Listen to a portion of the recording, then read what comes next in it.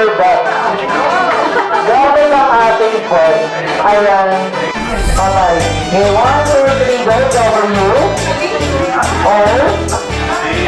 W. Alright. Ayan.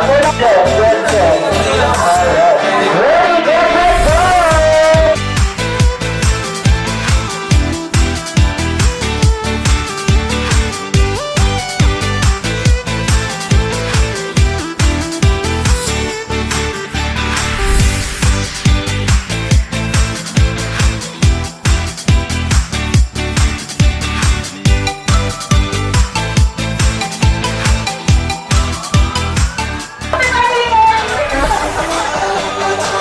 Alright, ayan.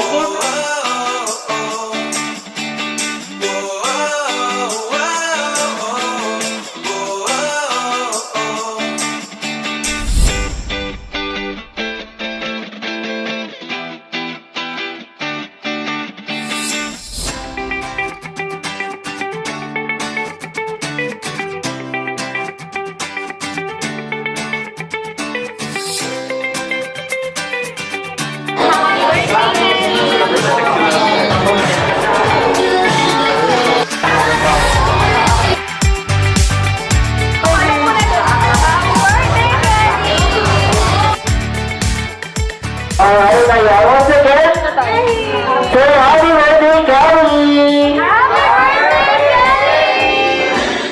Good health, at saka lumaki na may banal na takot sa ama at maging masunurin din siya. Wish ko kay Kelly, last year, we were still in NICU for the last 3 weeks or for the first 3 weeks of his life. Kaya up until 8 p.m., we're still praying na everything checks out fine hanggang sa paglaki niya. Maging mabuting bata and give back, of course. This celebration po, parang na-conceptualize lang namin mag-asawa for siguro last 2 weeks. Kasi ang original plan, which will still push through, is sa Sabado.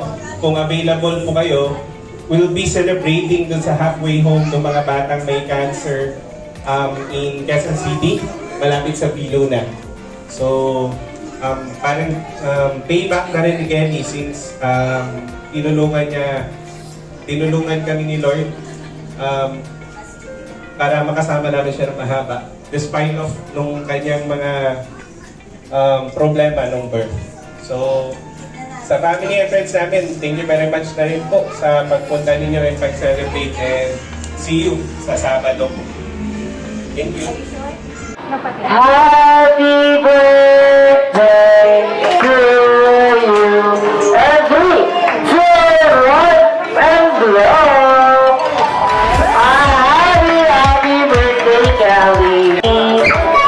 Happy birthday, Kelly.